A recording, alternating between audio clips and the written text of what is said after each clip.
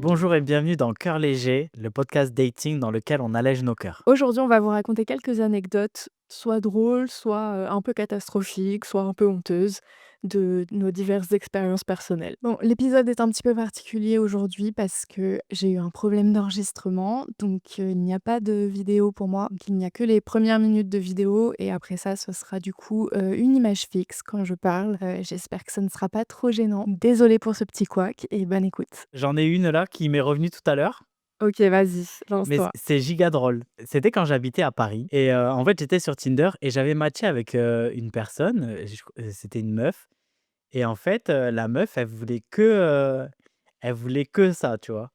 Elle voulait que Elle voulait que, et en fait, moi, j'avais pas compris et pour moi, c'était juste une rencontre, un date, un truc comme ça et donc on s'était retrouvés dans un parc, mais c'est un parc qui est connu un peu, dans Paris et on s'était posé sur un banc et tout. Et on parlait et je sais pas et j'avais ramené des Doritos, je me rappelle et en fait, elle faisait que manger mes chips et genre ça me saoulait mais attends, c'est un peu fou, tu vois? Mais je me rappelle que je mangeais mes chips et elle m'en prenait et tout et genre ça me saulait de ouf mais parce et que en fait, attends, on attends, parlait attends, tu ramené des chips, mais c'était pas pour partager avec elle?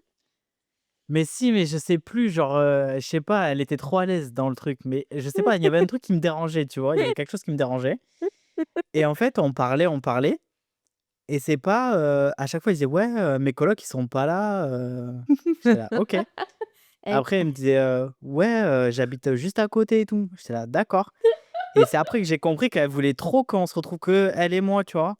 Et moi, je voulais pas et c'était trop malaisant parce qu'elle faisait que supposer la chose et après j'ai envoyé un message à mon père, j'ai dit: «Appelle-moi et dis-moi que je dois rentrer», tu vois? Et il me dit: «Pourquoi?» Je dis: «Parce que je suis dans un rendez-vous là, ça va pas et tout», tu vois? Et du coup, il faisait pas.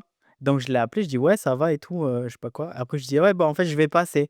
Après je dis: «Ouais, beh, désolé, je dois y aller, mon père, il m'a appelé et tout», enfin genre, je sais plus quoi. Et je me suis enfui comme ça je suis et morte. après je l'ai ghosté. Genre, c'était trop malaisant. C'était Heu, trop, trop malaisant. je suis morte. Tu as sorti le truc qu'on voit dans les films là de, «Vas-y appelle-moi en prétextant qu'il y a une urgence». J'ai jamais fait ça de ma vie. Non, mais je te jure, c'était la seule solution que j'avais et encore et je te dis, il a pas joué le jeu, c'est moi qui l'ai appelé. Ouais, pas cool, hein, le daron. Tu lui demandes de t'appeler et tout pour te sauver d'une situation gênante et il ne le fait pas. 0/20. Non, mais ouais. Donc là, j'en ai une pas mal. Je vais vous raconter mon pire râteau ever. C'était il y a quelques années, j'avais fait un micro-échange, dans le cadre de mes études et donc pendant une semaine, j'étais, en Allemagne, hébergée par un étudiant de l'école avec qui on faisait l'échange et je trouvais le mec assez mignon, très gentil, très sympa et tout et puis on avait passé du coup, toute la semaine ensemble et j'avais un peu l'impression qu'il y avait une vibe entre nous. Donc le dernier soir là-bas, j'en profite, je me dis: «Je tente le tout pour le tout, quoi», parce que c'est maintenant ou jamais si je veux qu'il se passe un truc, tu vois? La soirée touche à sa fin, on était tous les 2 chez lui, on était sortis et puis on était rentrés, chez lui ensemble ensuite. Logique vu qu'on je dormais là-bas et donc on était, tous les 2 chez lui en train de discuter avant d'aller se coucher et puis à un moment, il me dit qu'il va se coucher. Je lui dis: «Ah attends, je peux te poser une question et tout?» Il me dit: «Oui» et là je lui dis: «Est-ce que je peux t'embrasser?» Et là, je vous jure que sa Ah! réaction mais j'ai même pas encore dit, tu rigoles déjà? Ah, parce que quand tu as dit: «Est-ce que je peux t'embrasser?» ça m'a trigger. C'est pas à toi que je demandais, hein, rassure-toi. Non, mais je sais, mais j'imagine la scène et du coup, je me suis dit: «Hi!» Ouais, bon, mais donc du coup, je lui demande: «Est-ce que je peux t'embrasser?» Et là, je vous jure, sa réaction, ça a été mais genre vraiment 100 spontané, hein. Je dis: «Est-ce que je peux t'embrasser?» Il fait: «Oh non!» et le pire, c'est que tout de suite, il commence à se confondre en excuses en mode genre: «Non, enfin, je c'est pas ça que je veux mais c'est juste que voilà». Mais le pire, c'est que je sais que c'était pas il a pas dit: «You» non, en mode, pour se foutre de ma gueule ou pour être méchant ou quoi, c'était 100 spontané, quoi. Parce que le mec était vraiment adorable, c'était un mec super gentil. Jamais de la vie, il aurait dit ça, genre consciemment, quoi. C'est sorti tout seul, ça a été plus fort que lui. Sa réaction, ça a vraiment été genre: «Oh non, non, ah!» Ah, c'est terrible. Ah non, mais moi, on me dit ça, je me casse. Genre, Non, non, en vrai, j'en ai rigolé, genre ça m'a fait rire. Mais juste, du coup, le lendemain, c'était gênant parce qu'en fait, je repartais pas le lendemain matin, je repartais le lendemain en fin de journée. Donc on avait encore toute la journée du lendemain à passer ensemble et on savait pas Ouais. où se foutre. On était trop gênés parce Et que tu quel forcément, âge? genre, heu, je devais avoir 21, 22 ans. Je sais même plus en quelle année c'était, mais c'était il y a OK. plusieurs années, quoi. J'étais un peu plus jeune et alors, voilà, moi après ce râteau-là, j'ai plus jamais eu peur de me prendre un râteau parce que de toute façon, le pire est déjà arrivé. C'est quoi le pire qu'il puisse dire? C'est non, non. Le pire qu'il puisse dire, C'est c'est: pire. Non!» Terrible. Mais je suis vaccinée, hein, maintenant contre le rejet. Moi, j'ai faut pas avoir peur de me foutre un râteau, je vais pas mal le prendre. Si ça, je l'ai pas mal pris, il y a rien que je prendrais mal. Mmh. Ah ouais. Moi, j'ai une anecdote, mais elle est un peu longue, Vas-y. mais elle est giga drôle. Alors, petit conseil, si vous voulez savoir si votre couple est solide, partez faire du canoë-kayak. Aïe. Je sais pas si tu as déjà fait du canoë avec quelqu'un, mais je sais même pas si c'était du canoë ou du kayak, enfin, non, c'était du canoë, je pense, parce qu'on était 2 dedans, donc 2 c'est canoë. Ouais, je sais pas, moi, dans tous les cas, les trucs qui se font dans l'eau, je fais pas. J'ai la phobie de l'eau. Voilà, problème réglé. Et donc en fait, on était parti en camping avec, mon ex-copine, mais on était tout jeunes, on avait genre la vingtaine quoi, 20 non, on avait même pas 20 ans, je crois, on avait 19 ans parce qu'on était encore ensemble et quand on s'est séparés, j'avais 20 ans, donc on avait 19 ans, on est parti en camping et il faut savoir que moi, quand je ne suis pas chez moi et encore pire dans un camping, je n'arrive pas à aller aux toilettes.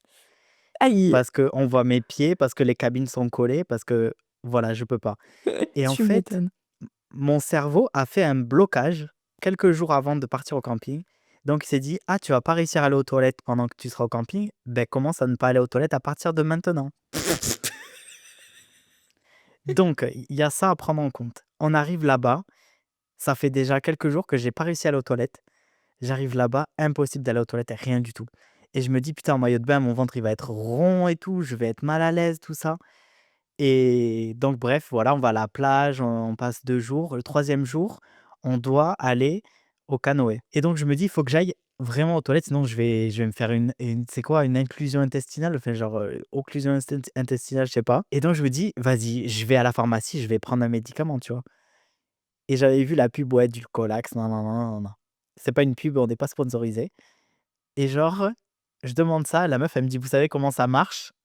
Putain et moi je lui dis: «Non», donc elle a dû m'expliquer déjà le geste d'aller acheter du Dulcolax, c'est malaisant.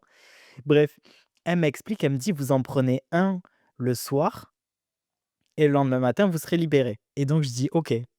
J'en prends un le soir, le lendemain matin, rien du tout, rien ne se passe.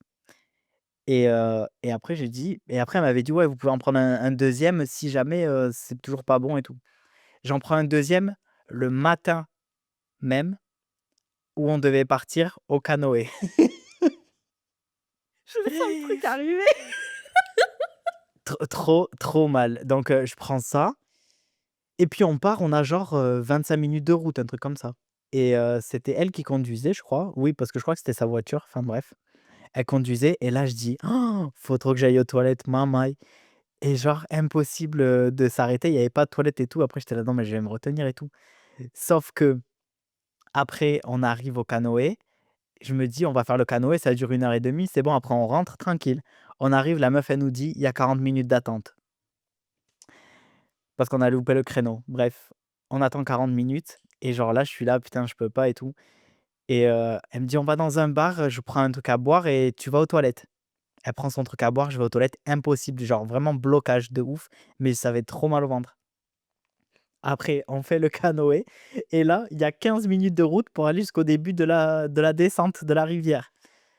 On fait du canoë et puis là on se dispute pour aller à gauche, à droite et tout, fait genre, on fait que s'engueuler. Moi, je suis stressé parce que j'ai mal au ventre, parce que j'ai trop peur de me chier dessus et elle, elle me gueule dessus parce que je sais pas faire du canoë, je sais pas où c'est qu'il faut pagayer et tout ça. On s'engueule, on se tombe sur une branche en plein milieu de la rivière. On est en équilibre comme ça avec le canoë, obligé de sortir du canoë pour pousser le canoë pour le débloquer, mais heureusement, j'avais pied, j'ai pu faire ça tout habillé Et puis après on se prend les rives, on se prend les bords de terre, on se prend les branches, les arbres et tout.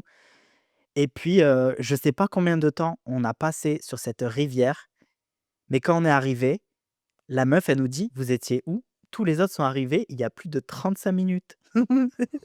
Alors qu'on était les premiers à passer devant, on était les premiers à embarquer dans le canoë. On sait pas par où on est passé, on a dû se tromper de voie ou quoi, mais tout le monde est arrivé avant nous et voilà. Et donc, on était là: «Mais what the fuck?» Donc il y a eu ça et moi je suis toujours pas allé aux toilettes, retenez bien ça, je suis toujours pas allé aux toilettes. Et puis après on prend la voiture et là j'en pleurais tellement j'avais peur de me faire dessus. Je chialais ma race, et elle me dit: «Il faut qu'on fasse les courses pour ce soir». J'ai dit: «Je peux pas». Après j'ai dit: «Bon OK, je peux». Et on va dans le magasin, je dis: «Je vais demander des toilettes». Je demande les toilettes, les gens me disent: «Non, on ne peut pas donner accès aux toilettes». Et donc là, trop terrible. Elle fait je la cherche partout, à un moment donné, je la perds dans le magasin. Je la retrouve à la caisse. Je lui dis: «Je peux pas et tout». Elle me dit: «Va t'asseoir dans la voiture». Je vais m'asseoir dans la voiture, mais vraiment quand je te dis je pleurais, genre les larmes elles coulaient comme ça, c'était terrible. Et après on roule, on roule, on roule et c'est pas après, je lui dis: «Non mais là, il faut trop que j'y aille et tout», mais je hurlais tellement, c'était pressant, tu vois? Le chieur fou. Le chieur du bus. Et genre, à un moment donné, elle me dit et elle m'engueule, elle me dit: «Non mais là, c'est bon, tu me fais chier, il y a des toilettes là, il y a des toilettes, on va aux toilettes». Et en fait, il y avait une tu sais, des toilettes publiques, quoi. Mmh. Et là, vas-y, j'ai pas eu le choix et vraiment, c'était la libération après. Mais tout ça pour dire que notre couple, il a tenu à ça, mais après on a rompu pour une histoire de merde. Enfin, non, pas pour cette histoire-là, mais pour une autre histoire de merde. Ah, parce que t'as dû reprendre des laxatifs? Non, non, après ça allait mieux, tu vois? Mais ouais, Je sais. notre séparation, c'était vraiment une histoire de jalousie de nul, quoi, tu vois? Ouais. Mais on a survécu à ça. Mais c'était Est-ce que c'était celle qui allait pécho des gens devant toi en boîte? oui.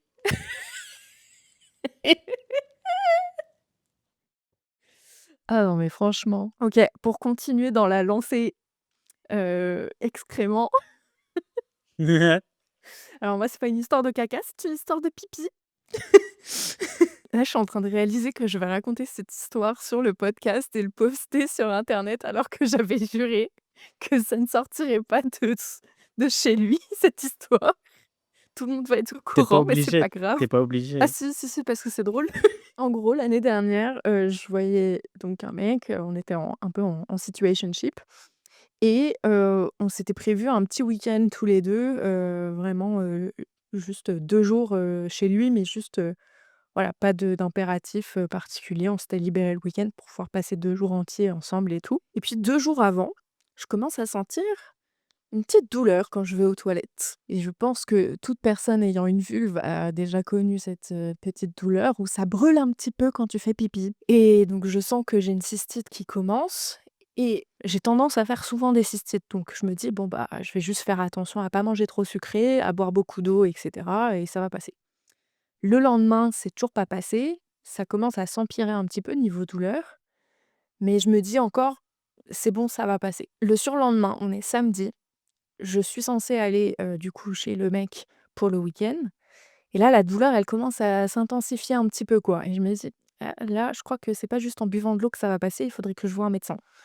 Je cherche un rendez-vous et évidemment, aucun rendez-vous disponible, dans la journée, donc je me dis: «Bah, tant pis, je vais aller à la pharmacie voir, ce qu'ils peuvent me proposer, sans ordonnance et inch'Allah, ça passe, quoi». Donc je vais à la pharmacie, on me donne, des trucs, à base de plantes et puis je m'en vais, passer mon petit week-end chez le mec en me disant: «Ça va aller». La journée passe, je commence à avoir de plus en plus mal, tu vois? Je suis chez lui et tout, à chaque fois que je vais aux toilettes, ça fait un peu plus mal et cetera. Mais je me dis: «Vas-y, c'est bon, ça va aller». Et puis, dans la soirée, on décide d'aller faire une balade en moto et donc on est sur la moto, on circule, pendant, un certain temps et cetera. Il faut savoir, si vous n'avez jamais eu de cystite, que quand on a une cystite, on a d'un coup envie d'aller aux toilettes et genre ça nous prend comme ça. Vous le sentez pas venir, d'un coup vous avez besoin d'aller aux toilettes et il faut y aller maintenant, c'est envie pressante de ouf. Et là, on est sur la moto, on est à bien, je sais pas, 20 minutes de route de chez lui et je lui dis: «Il faut que j'aille aux toilettes». Donc on se dépêche de rentrer et cetera. Il roule, comme il peut, aussi vite qu'il peut sur la route. On arrive chez lui et on est dans le parking, il est en train de ranger sa moto, sauf que la clé pour son appart et la clé du box dans le parking pour, ranger la moto, c'est sur le même trousseau. Donc il peut pas juste me filer la clé. Moi, je monte, je vais aux toilettes pendant qu'il range sa moto. Je suis obligée d'attendre qu'il ait rangé sa moto pour qu'on puisse monter à l'étage, chez lui, pour que j'aille aux toilettes. Et donc je suis là à me tortiller comme ça, en mode genre: «S'il te plaît, dépêche-toi et tout». Il fait vraiment de son mieux pour ranger la moto le plus vite possible et tout. Parce que la moto, c'est un truc, ça pèse 2 tonnes, faut la pousser, au pas, machin et tout, pour pouvoir la ranger bien, machin truc. Et il ferme le box. On sort du parking, vraiment, on allait passer la porte et là, je lui dis: «C'est mort. Je peux pas. Je peux pas tenir l'ascenseur jusqu'au quatrième machin, c'est mort». Je me suis pissée dessus dans le parking devant lui. Ah! Oh J'avais envie de non! mourir et quand je dis pisser dessus, c'est pas genre je me suis accroupie, j'ai baissé mon non, je me suis pissée dessus, j'étais habillée, ça a lâché tout seul, je pouvais plus rien faire. Devant le mec dont j'étais amoureuse et que j'avais envie de pécho, enfin que j'avais déjà pécho et cetera, mais et j'étais en mode genre: «Mais pitié, il va plus jamais vouloir me toucher après ça, c'est mort». Alors spoiler, il a continué à me toucher après ça, il y avait pas de problème. Je suis mort. Mais je pense qu'il s'est dit: «C'est trop intime, je veux pas de couple». Tu penses que c'est ça? Ouais, c'est peut-être pour ça qu'il a pas voulu se mettre en couple avec moi. Il en avait trop vu. Mmh. On a continué à se fréquenter pendant 6 mois après ça, mais Mmh. Ouais, OK. non, franchement, il a été adorable. Il m'a pas du tout jugée et tout. Il m'a dit: «Non, mais c'est normal, tu es malade et tout, tu as la cystite, machin truc et cetera». On est arrivé chez lui, il a mis mes vêtements, dans la machine à laver, il a fait une lessive et tout, pour mes vêtements pleins de pipi. Et voilà le et non et alors le soir même, il a fini par m'emmener aux urgences à 2 heures du mat parce que, ma cystite était vraiment en train de partir en couille. J'avais des douleurs dans le bas du ventre, dans les reins et cetera. J'avais peur que ça devienne une infection des reins et tout ça et donc ensuite on a passé, la moitié de la nuit aux urgences ensemble. C'était une super soirée. Oh waouh! Ouais, vraiment, Et après ça allait mieux?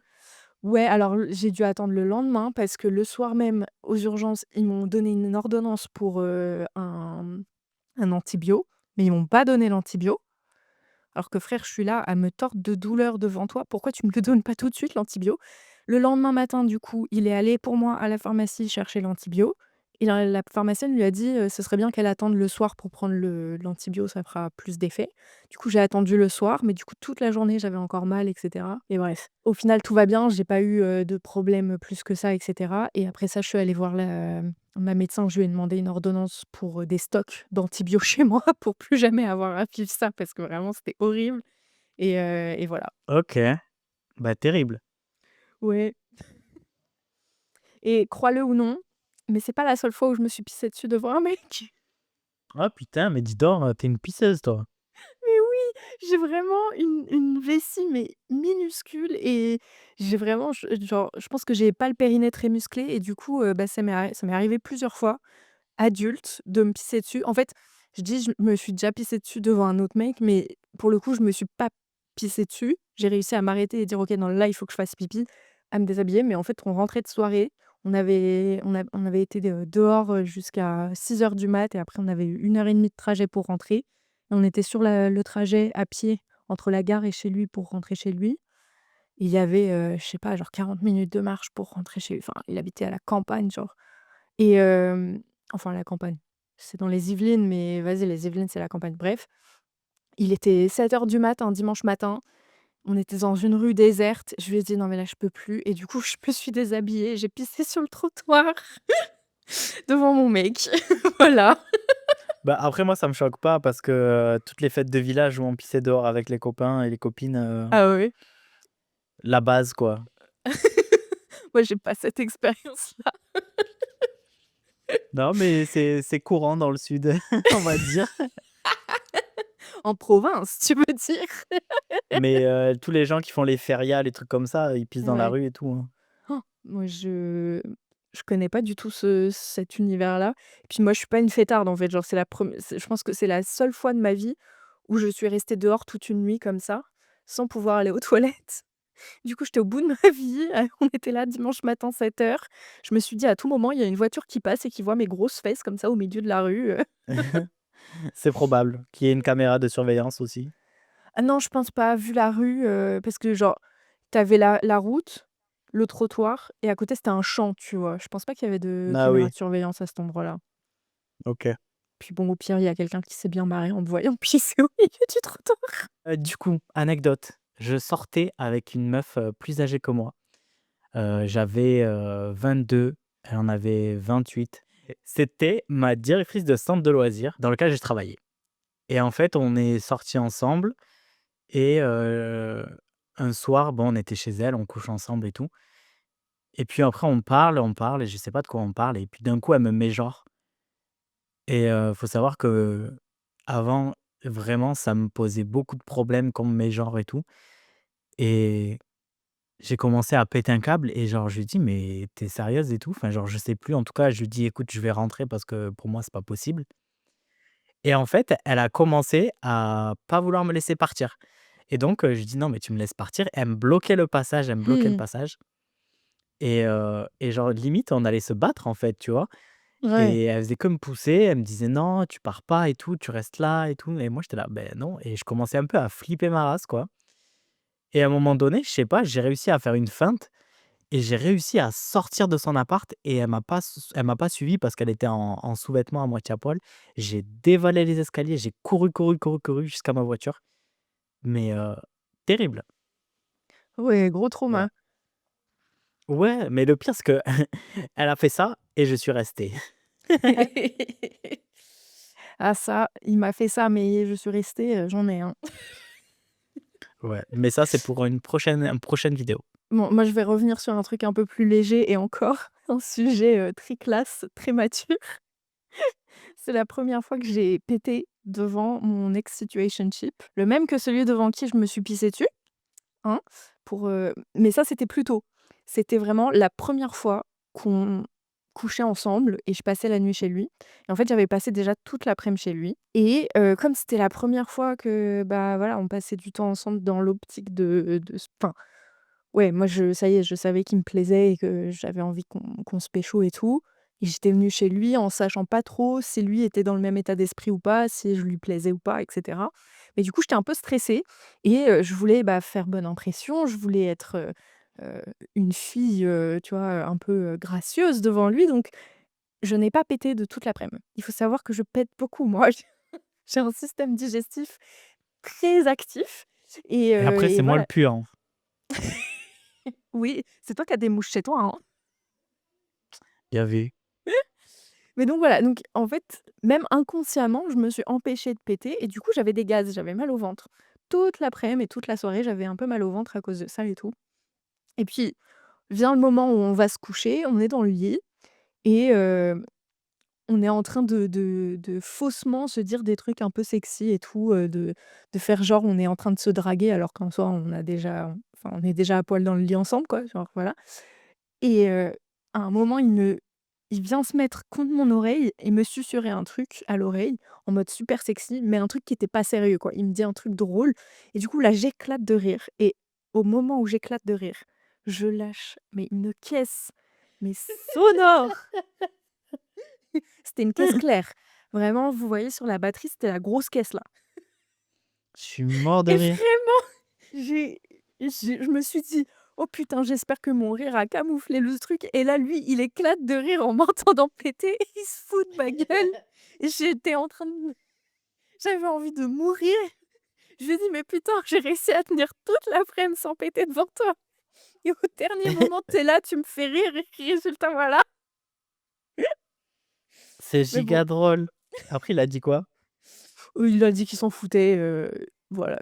Après ça, franchement, de toute façon, lui et moi, on était très à l'aise l'un devant l'autre, on pissait la porte ouverte dès la deuxième fois qu'on se voyait, enfin, Ah voilà oui, quoi. OK. C'était vraiment très chill, il était vraiment pas regardant là-dessus, et moi non plus, donc ça tombait bien parce que, encore une fois, je suis une grosse péteuse. Une grosse péteuse. Je suis une grosse péteuse. Je suis mort, mais moi, ma dernière relation de couple, j'ai jamais pété devant lui et lui non plus.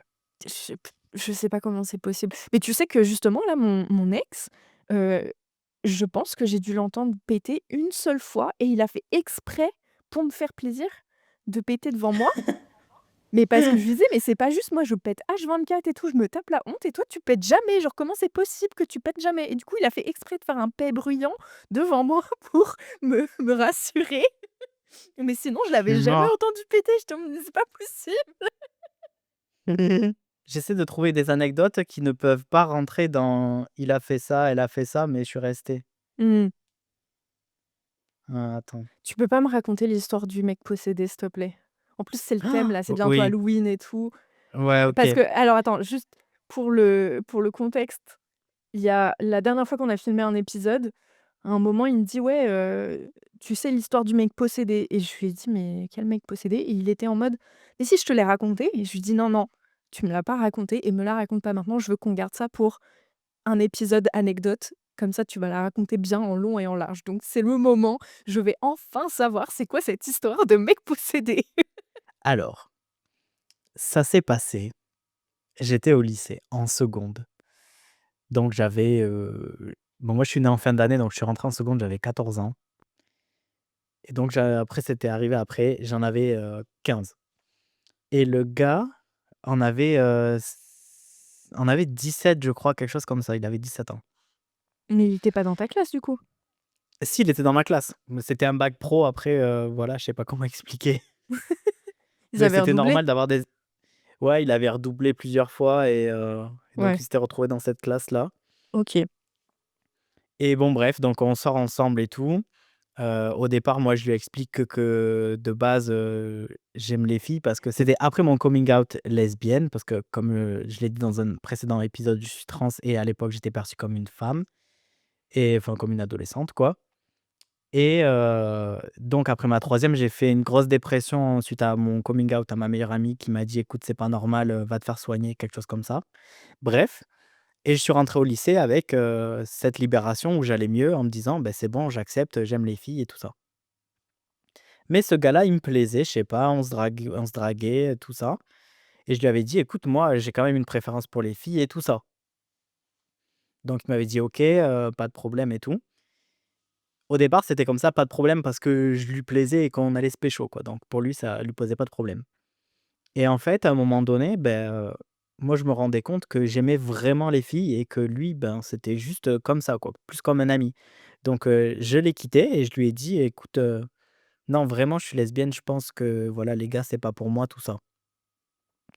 Et en fait, il a super mal pris et du coup, on se parlait plus et il me menaçait de marquer sur les tableaux, ouais, nanana, dead name, la lesbienne et tout ça, le mettre, tout le monde devant tout le monde et cetera. Enfin bref Au secours. et après en classe, il me regardait avec des yeux noirs, mais genre il me fixait super mal, tu vois? Et tu sais, d'un air méchant et puis il tremblait, il tapait du pied, il tremblait des jambes et de tout ça, tout ça. À un moment donné, il me dit: «Ouais, je peux te parler et tout» et j'étais là: «Bah oui, si tu veux». Et il me disait, «Bon voilà, faut que je te le dise, j'ai, un démon en moi et tout». Mais en fait, c'était vraiment, quelque chose de il était vraiment très sérieux en me disant, «J'ai un démon en moi, depuis que je suis petit et tout, mais là il se réveille», quelque chose comme ça. Il me disait: «Mon le démon se réveille, je suis possédé et tout et là je sens qu'il prend le dessus et ça, c'est pour ça que je me sens méchant et tout, je sens que j'arrive pas à le contrôler» et tout ça. Donc OK, il me Dark dit qu'il Sasuke. Il me dit qu'il est possédé et finalement, il a été interné en hôpital psychiatrique. Je Mmh. pense que c'était sa première crise psychotique et qu'il était schizophrène. Parce que, Mmh. la schizophrénie, c'est ça aussi, tu vois? Tu penses que enfin, tu as des discours un peu délirants, un peu, incohérents et tout ça Mmh. et lui, il pensait qu'il avait un démon en lui et qu'il allait avoir des super pouvoirs et être un Avengers. Tu vois ce que c'est les Avengers? Oui, oui. Donc voilà, il pensait qu'il allait être un Je me Avengers. retiens de rire parce que d'un côté, c'est sérieux et tout, si vraiment, voilà, il est schizophrène, c'est pas drôle, mais en même temps, c'est un peu Ouais. drôle s'il pensait vraiment qu'il allait devenir Avenger. Mais oui, il pensait vraiment qu'il allait être un Avenger et tout, enfin genre il aimait trop les Marvel et tout ça, tu vois? Mmh. Mais après il fumait beaucoup, il fumait beaucoup de bœuf et ben, c'est connu que la bœuf ça te quand tu as le gène de la schizophrénie, beh, genre, Ça peut le je déclencher, ouais. ça le déclenche. Enfin, c'est pas le gène, c'est genre le trouble, enfin, je sais pas comment Mmh. expliquer, mais ça le déclenche en tout cas et après il est parti, du coup, ce qu'on appelle la Candélie à Agen et tout le monde du lycée m'en voulait en disant que c'était à cause de moi qu'il était Mais parti en hôpital wesh! psychiatrique parce que je l'avais quitté et parce que j'étais lesbienne. Alors que juste le gars, il me disait qu'il était possédé et qu'il allait devenir un Avengers et j'étais là: Mmh. «Mais what the fuck?» tu vois? Ça me fume le tu es lesbienne, du coup, il est schizophrène, genre le raccourci de malade. Mais oui, oui, non, mais Ouais. après, voilà, donc je suis sorti avec un mec possédé. Aïe! OK, moi j'ai une anecdote, c'était la fois où je suis devenue folle parce qu'un mec m'a ghostée. Vas-y, Alors, raconte. donc c'était un mec que j'avais rencontré, sur, Tinder. On avait commencé à se fréquenter et du jour au lendemain, il m'avait ghostée et du coup, bah, je l'avais pas très bien vécu au départ et tout, j'avais mis un peu de temps à passer à autre chose parce qu'on s'était fréquentés quand même un petit moment, enfin, un petit moment, genre peut-être un mois et tout et je l'aimais bien et cetera et d'un coup, il me ghost sans qu'il y ait d'explication, de raison ou quoi et Vous donc vous étiez vus? ah oui, oui, on s'était vus, plusieurs fois, on s'était pécho, Ah, j'avais dormi avec lui, enfin voilà quoi, tu vois? Genre c'était je pense un peu, genre, une situationship, mais à l'époque, le mot situationship, il n'existait pas donc voilà, mais bon bref. OK. Donc il me ghost et je mets un peu de temps à m'en remettre, mais je finis par m'en remettre et tout et puis le mec revient au bout de genre un mois ou un mois et demi, un truc comme ça. Il revient un peu comme une fleur, en mode genre: «Ouais, je suis désolé, j'avais des problèmes, je voulais pas te tirer vers le bas Ouais, avec moi, d'accord. donc j'ai préféré couper les plombs, machin truc et tout. Mais là, je suis en train de me ressaisir», Couper je sais les pas ponts. quoi. Tu dit quoi? Couper les ponts? Tu as dit couper les plombs. Ouais, couper les plombs. Bah ouais, j'ai coupé le courant, quoi. Ah oui, Bref, d'accord, c'est OK. bon, tout le monde l'a compris, c'est bon, j'ai ma langue à la fourchette, c'est bon, laisse-moi, bref, donc du coup, voilà, il revient en disant que grosso modo, il a coupé les ponts pour pas me tirer vers le bas avec lui et du coup, je j'accepte de le pardonner et j'accepte qu'on se revoie et en lui disant: «Par contre, tu me refais pas ça, quoi, tu vois? À la limite, si tu veux qu'on arrête de se voir, c'est pas grave, mais tu me le dis, tu me ghostes pas». Et donc on continue à se voir et cetera et je lui dis aussi: «Par contre, moi, j'ai envie d'une relation sérieuse, j'ai pas envie d'un plan cul donc on se revoit seulement si toi tu es prêt à envisager une relation sérieuse». Il m'a dit: «Oui, OK» et cetera et sauf qu'en fait, après il m'a menée en bateau, il me traitait vraiment comme, un plan cul, il se foutait de ma gueule et tout, il me manipulait et tout, bref et pareil, du jour au lendemain, il me ghost. Il profite du fait que je sois en vacances à l'étranger avec une pote pour me ghoster et du coup, moi, je pète un câble. Je pète un câble et tout, je l'insulte par message et tout. Je lui dis: «Non mais tu m'avais dit que tu ne le referais pas. Déjà, c'est gonflé de ta part de me ghoster une première fois puis de revenir, mais en plus tu le refais une deuxième fois, vraiment tu es la pire merde du monde» et du coup, j'ai dit: «Tu sais C'est quoi? clair. Je vais pas le laisser s'en sortir comme ça. Il va pas une deuxième fois, disparaître comme ça sans, avoir à faire face aux conséquences, sans avoir à faire face à mes émotions et cetera. Je vais le confronter» et du coup, je me suis pointée chez lui sans prévenir. Et j'ai attendu 1 heure devant chez lui, à sonner, à toquer à la porte et cetera pour qu'il sorte et je ne l'ai jamais vu. Il n'est jamais sorti. Je sais pas en fait au final s'il était chez lui ou pas, mais voilà, pendant 1 heure, j'étais comme ça à attendre devant la porte, les bras croisés, à l'attendre pour, le confronter et l'insulter de tous les noms et au final, j'ai même pas eu l'occasion de le faire. C'est terrible et après il t'a répondu par message Non, ou il t'a il est juste rien revenu dit? 6 mois après, en s'excusant par message, en me disant: «Ouais, c'est vraiment puéril ce que je t'ai fait et tout, je suis vraiment désolé et là, je commence à travailler sur moi-même et cetera et je sais qu'il faut que je fasse face aux conséquences de mes actes et que je m'excuse et cetera, que je demande pardon et tout». Je lui ai dit d'aller se faire foutre, qu'il avait pas mon pardon, que j'en avais rien à foutre de son travail sur lui-même et que là, il envoyait un message juste pour, apaiser sa conscience. C'était complètement égoïste comme geste et que j'avais absolument aucune envie d'avoir de ses nouvelles. Et puis après, il m'a répondu, d'un ton un peu, agressif, en mode genre: «Ouais, tu une connasse de répondre comme ça. Frère, tu t'attends à quoi?» et 1 semaine après, il m'a envoyé des messages en mode genre: «Ouais Charlotte, je suis bourré, perdu dans les rues de Paris, je sais pas quoi faire, j'ai besoin d'aide et tout». Je lui ai dit: «Démerde-toi». Tu pas mon Mmh. c'est pas mon Beh, dos, tu bien frère. fait, et ça sert à rien. J'aurais même pas répondu moi, tu vois? En vrai, je sais même pas si je lui ai répondu ou pas, mais en tout cas, je l'ai pas aidé, ça c'est sûr. Mais voilà, c'est ce que vous faites, aux gens quand vous les ghostez, vous les rendez zinzin et après ils se pointent chez vous, sans prévenir pour vous confronter et au final, vous êtes même pas chez vous. Terrible. Mmh. Vas-y, attends, je réfléchis, anecdote. Je sais pas si je la raconte celle-là. Vas-y. Au pire, on la coupe. Ouais, vas-y, OK. Donc, ça s'est passé cet été. Donc cet été, je suis parti en voyage au Portugal avec une amie et donc de base, au départ, on est parti je suis parti chez elle, dans sa coloc à La Rochelle et bref, on part au Portugal, quelques jours après, que je sois arrivé à La Rochelle et en fait, on était dans un hôtel super bien, 5 étoiles, enfin, on a trouvé un hôtel de fou.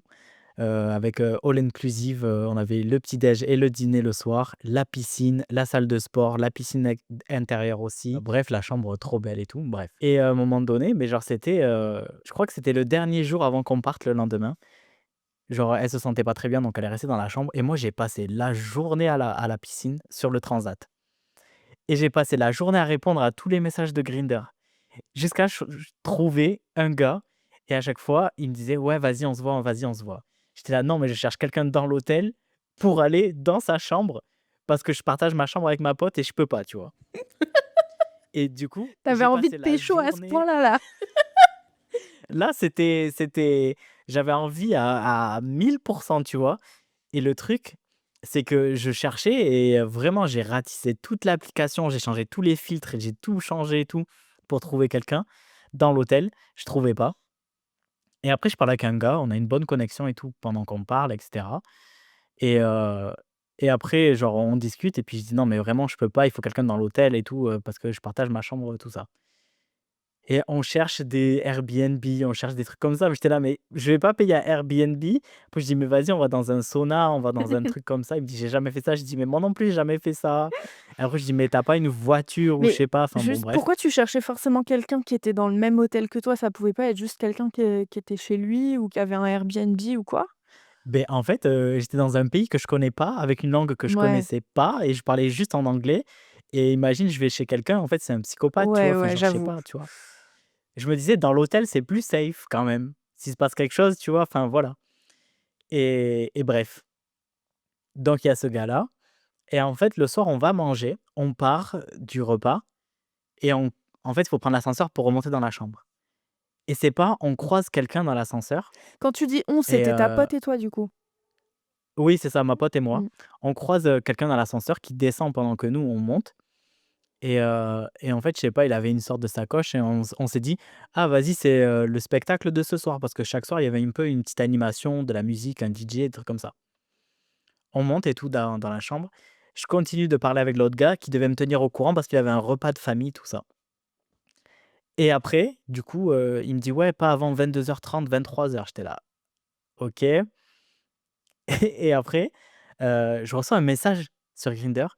Le gars m'envoie sa tête et je vois qu'il est dans l'hôtel. Le gars m'envoie sa tête et là, je rigole et je dis à ma pote: «Devine qui c'est qui m'écrit sur Grindr?» Elle me dit: «Qui?» Je lui dis: «C'est le mec qui est venu jouer de la trompette là, je sais pas c'était quoi son instrument, c'était le musicien de l'ascenseur qui m'écrit» et j'étais trop mort de rire Je suis morte. et du coup, il s'est rien passé parce qu'il avait pas de chambre, il était juste venu Mmh. travailler et voilà. Tu Mais du pas coup, ça a pécho le conclu avec le mec, trompettiste? non, pas lui, mais j'ai pécho l'autre mec qui devait venir me chercher à 22:30 là. Du coup, on était dans la voiture et on a dû trouver un lieu, c'était cocasse, voilà. Mais il était trop gentil, il était grave beau et après il m'a redéposé et genre, je voulais trop qu'il m'écrive encore en me disant: «Ah vas-y, je t'aime» et tout, enfin genre, j'étais trop j'étais trop délulu. Je me suis dit: «Vas-y, ça se trouve, ça va être, mon amour international», alors qu'il vit au Royaume-Uni, tu vois? Il partait, le lendemain matin, moi je partais aussi le lendemain soir. Enfin ridicule, puis après il m'a plus jamais écrit et moi je lui ai pas réécrit et il m'a juste dit, «Prends soin de toi» et j'étais là: trop triste. Voilà, voilà, c'était ma petite love story, au Portugal. Moi, j'ai aussi une anecdote, de date à l'international. C'était il y a 2 ans et demi. Le temps passe trop vite, c'est pas possible. Il y a 2 ans et demi, je suis allée à New York, en vacances, toute seule parce que, c'était pour mes 25 ans. J'avais décidé de m'offrir ce voyage et tout et aussi parce qu'il y avait Funny Girl à Broadway et je voulais absolument voir Funny Girl à Broadway avec Léa Michel comme, Fanny Brice.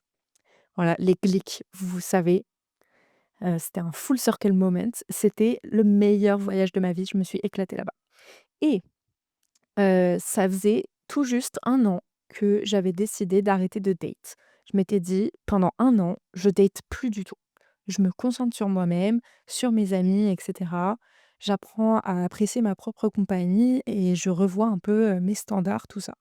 Je me questionne un petit peu sur qu'est-ce que je veux vraiment, qu'est-ce que je cherche vraiment dans une relation et donc là, j'arrive à New York, ça fait 1 an que j'ai pas date et je suis toute seule et je me dis: «Et si j'en profitais pour date?»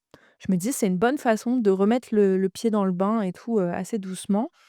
Juste, voilà, je vais en date avec des gens en sachant très bien que de toute façon ça peut rien donner puisque, bah, ils habitent à New York et moi je suis à Paris et je suis là temporairement donc comme ça il y a pas de pression quand je vais aux dates et tout. C'est, voilà, au mieux on passe un bon moment ensemble, au pire, le date, se passe pas très bien, il y a rien de dramatique et tout, tu vois? Bon, au pire, c'est un psychopathe et il me tue, mais voilà, en partant du principe que je vais pas tomber sur un psychopathe, dans le pire des cas, juste, on a passé un mauvais moment, mais on se reverra jamais, c'est pas grave. Et donc voilà, je vais à quelques dates et tout, j'ai eu un date avec un mec, on a fini chez lui à parler pendant 3 heures de son alcoolisme, voilà. D'ailleurs, on a fini chez lui pourquoi? Parce que j'étais à 2 doigts de me pisser dessus. Génial. C'est ta technique ça pour aller chez les C'est gens? ça, exactement. Non, mais le pire, c'est que je voulais vraiment pas aller chez lui et tout parce que d'une part, j'avais peur que déjà pour ma sécurité et j'avais peur en plus que si on allait chez lui, il prenne ça comme un signal de: «Je suis OK pour coucher avec toi», alors que j'avais pas envie de coucher avec lui. Mais bon, c'était soit ça, soit je pissais dans un buisson dans le parc, j'ai dit: «Vas-y, on va chez toi», tu vois? Et au final, il a rien tenté et voilà, c'était trop drôle. Il avait un canapé gigantesque et on était assis chacun à un bout du canapé. Devait y avoir 2 mètres entre nous. Fou rire. Et bref et voilà, on a passé 3 heures à parler de son alcoolisme et en vrai, c'était super intéressant mais voilà, c'était juste, ça faisait pas très date finalement, ça faisait plus, séance de psy. J'ai eu deux-trois autres dates et puis ma dernière journée complète là-bas, j'ai un date avec un mec et là, il y a un petit feeling, tu vois? Avant même qu'on se retrouve, je me dis: «Ah, lui, ça a l'air d'être un bon quand même». Genre, il me propose qu'on aille, que pour notre date, on aille au musée. Je lui dis: «Ah ouais, carrément et tout».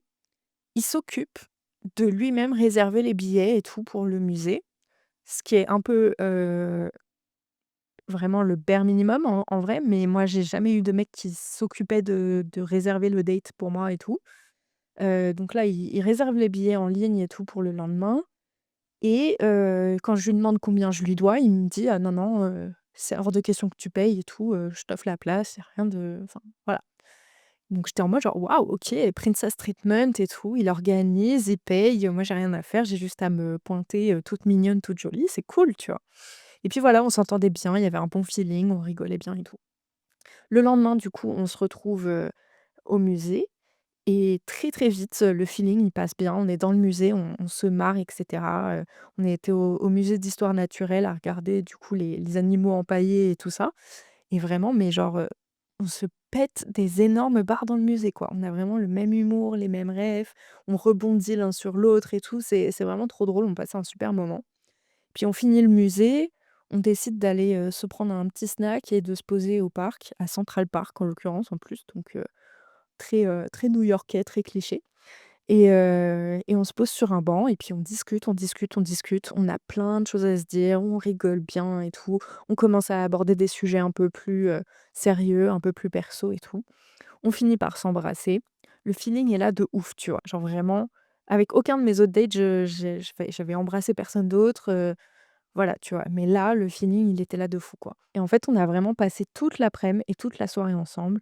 On est allé après le parc, on est allé prendre le ferry pour Staten Island pour voir la Statue de la Liberté depuis le ferry au coucher de soleil. C'était magnifique et tout. En revenant de Staten Island, on est allé au resto. C'est lui qui a payé pour moi encore une fois et tout. Puis alors en plus, les restos à New York, ça coûte cher, donc je pense qu'il a lâché un gros billet. Enfin un gros billet, il a pas lâché 500 balles non plus, mais je pense qu'il en a bien eu pour 100 balles pour nous 2 quand même. Et hem et ouais, genre vraiment, feeling de A à Z et puis plus on avançait dans la soirée, plus ça devenait sérieux et romantique la vibe entre nous et tout, tu vois? Au départ, c'était un peu en mode genre, goofy, hop là, on rigole bien et puis on s'embrasse et puis vers la fin de la soirée, c'était vraiment plus en mode genre, on était à notre troisième, quatrième, cinquième date quoi, tu vois? Et lui, il avait carrément commencé à me parler de venir me voir à Paris et tout. Et au début, j'étais un peu en mode genre: «Ouais, hey, ouais, ouais, ouais, haha, tu vas venir à Paris, très, très drôle et tout». Et en fait, il en parlait vraiment, sérieusement et je lui ai dit: «Mais tu comptes vraiment venir me voir à Paris?» Il me dit: «Bah, franchement, oui, j'ai mon passeport, j'ai de l'argent, j'ai des congés à prendre, j'ai toujours voulu, aller à Paris et là, j'ai une bonne excuse donc bah, de ouf et tout, j'ai carrément envie de te revoir et cetera». Et donc au début, j'étais en mode genre: «Oui, bon, il dit ça comme ça», mais plus il en parlait, plus je le croyais.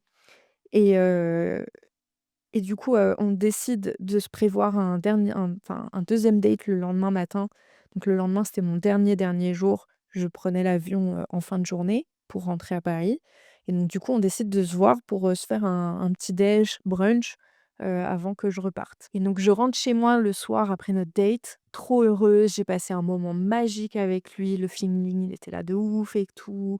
Il il parlait de se revoir et on est censé se revoir le lendemain et a priori, il va venir à Paris et cetera. Enfin, en tout cas, on va rester en contact après que je sois rentrée à Paris et peut-être qu'il viendra me voir et tout. Voilà, je suis enchantée, je commence déjà à raconter à toutes mes copines que j'ai rencontré grosso modo l'amour de ma vie et j'ai trop hâte du lendemain matin pour aller, prendre un petit déj avec lui. Et puis le lendemain matin, je me réveille et il m'a envoyé un message à genre 6 heures du mat en me disant: «Ouais, je suis désolée, quand je suis rentrée chez moi, hier soir, ma mère était là. En fait, comme c'est la fête des mères aujourd'hui, elle voulait qu'on passe, toute la journée, ensemble et tout. On va aller, je sais pas où, dans Long Island et tout, avec toute la famille pour faire un pique-nique, blablabla». Bref, tout ça pour dire qu'il peut pas venir à notre date, de petit déj. Il me dit: «Je suis désolé, si j'avais su que hier soir, ce serait la dernière fois qu'on se voyait, je t'aurais dit au revoir, plus dignement, mais bon, ce n'est qu'un au revoir, on se reverra bientôt». Je suis en mode genre: «OK, bon, bah, dommage, mais c'est pas grave. Ce n'est que partie remise, on se reverra quand il viendra me voir à Paris». Et toute la journée, je suis dans New York toute seule et tout, en attendant d'aller à l'aéroport. Je lui envoie des petits messages, il répond pas. Je vais à l'aéroport, j'attends mon avion et tout, mon avion a du retard. Il est, je sais pas, genre peut-être 22 heures heure new-yorkaise. Je n'ai pas eu de nouvelles de lui, de la journée. J'ai eu le message à 6 heures du mat pour me dire qu'il viendrait pas. Il est 22 heures, il ne m'a toujours pas répondu une seule fois. Je commence à me dire: «Il y a un truc qui cloche là quand même». Genre OK, tu étais en famille toute la journée, mais de 6 heures à 22 heures, il y a pas un seul moment où tu as pu répondre à un de mes messages. C'est bizarre quand même, tu vois? Et finalement, il me répond enfin, à genre, ouais, 22 heures alors que j'attends encore mon avion. Il m'envoie genre un message, je lui en renvoie genre 15. J'exagère un peu, mais voilà. J'étais trop contente d'avoir enfin de ses nouvelles. Je me suis dit: «Ah OK, ça va, il me ghoste pas». Je prends l'avion, j'atterris à Paris, du coup, on est le lendemain. Heu, il est genre midi heure parisienne, donc c'est le petit matin à New York. Je me dis: «Il va m'avoir répondu». Non, je n'ai toujours pas de nouvelles de lui. Du coup, je lui envoie un message en lui disant: «Ouais, est-ce que tu peux m'appeler, dès que tu un moment pour ça, quoi?» Et puis l'après-midi passe, le soir passe et cetera. Je vais me coucher, je mets mon téléphone en mode avion, puis au bout de 10 minutes, je me dis: «Non, imagine, il m'envoie un message ou il m'appelle alors que mon téléphone est éteint». Déjà, à un moment, il m'appelle ou il m'envoie un message alors que je dors, c'est tant pis quoi, je lui réponds le lendemain. Bah, ouais. Mais non, je me dis: «Vas-y, j'enlève le mode avion». J'enlève le mode avion, j'ai un appel manqué de lui, de vraiment genre 5 minutes plus tôt. Donc je panique, je le rappelle direct en me disant, Ça y est, je vais enfin avoir des réponses et tout», tu vois? Ouais. Je rappelle, il répond pas. Je lui envoie un message en disant: «Ouais, désolée d'avoir raté ton appel, tu peux me rappeler quand tu veux». Le lendemain, rien. Le surlendemain, rien. Du coup, je finis par lui envoyer un message en lui disant: «Écoute, je comprends pas pourquoi tu fais ça. Je comprends que c'est un peu compliqué la situation. Je suis à Paris, tu es à New York et tout. Mais si tu voulais qu'on en reste là, il suffisait de le dire, quoi. Enfin, je pense que c'est la moindre des choses que tu me le dises. pourquoi tu me gosses, quoi? Enfin, je sais pas, on est des adultes. Voilà, encore une fois, moi je pense j'étais pas non plus en train de me dire: «Ça y est, on est en couple, et on va, être dans une relation à distance», mais je pensais qu'au moins on continuerait à parler un petit peu et si, le feeling était toujours là malgré la distance et cetera, bah, tu viendrais peut-être à Paris et si tu venais à Paris, peut-être que là, on envisagerait quelque chose d'un peu plus sérieux, mais bon, voilà, si tu veux pas le faire, c'est pas grave, juste dis-le moi, genre réponds-moi et dis-moi ça te coûte rien d'envoyer juste un message, quoi. Et le mec ne m'a plus jamais répondu. Si, pardon, 3 semaines après, alors que je commençais enfin à accepter que bon, bah, c'était mort, il m'avait ghosté, c'était un connard, je me réveille un matin et j'ai un appel manqué de lui encore. Mais trop bizarre. Pourquoi il fait Eh, ça? je te Je jure comprends et pas les gars. du coup, toute la journée, j'ai tergiversé, j'ai demandé à toutes mes copines leur avis, genre: qu'est-ce que je fais? Est-ce que juste, je lui lâche un vu? Est-ce que je lui envoie un message? Est-ce que j'essaie de le rappeler et tout? Finalement, en fin de journée, je décide de lui envoyer un message. J'envoie le message et je vois il est pas distribué. Le mec m'avait bloquée. Oh putain. Quel connard! Du coup, là, je suis allée sur son Instagram parce que du coup, on parlait par WhatsApp. Je suis allée sur son Insta, je lui ai envoyé un message Insta en lui disant: «Ouais, tu vraiment qu'une grosse merde et tout, va te faire foutre et tout». Je l'ai insulté Ah de tous les ouais. noms. J'étais en mode: «Mais pourquoi?» En fait, je n'ai pas compris pourquoi le mec a fait tout ce tu vois, tout ce baragouin, pendant notre date à me parler de tu vois, de venir me voir à Paris et cetera. C'est lui qui a mis l'idée là, sur la table. C'est pas moi qui lui ai dit: «Tu devrais venir me voir à Paris». C'est lui qui a proposé ça et qui a insisté là-dessus et cetera. C'est lui qui a mis, toute une vibe romantique dans notre date et tout, qui a vraiment fait le charmeur et cetera et qui a commencé à mettre des idées dans ma tête de relations sérieuses et tout et d'un coup, il disparaît, genre et encore une fois, tu peux changer d'avis, tu peux te dire: «Ouais, bon, finalement, c'était peut-être pas une bonne idée de lancer une relation à distance et tout, Paris-New York, c'est loin quand même, ça coûte cher, blablabla». Mais dans ce cas, tu le dis, quoi. Et puis pourquoi tu m'appelles et ensuite tu réponds plus, puis 3 semaines après tu me rappelles et ensuite tu me bloques, enfin, vraiment, mais quel bâtard. Mais ouais, c'est trop bizarre, c'est, Mmh. incompréhensible. Je comprends pas du tout, sa démarche. Mais oui.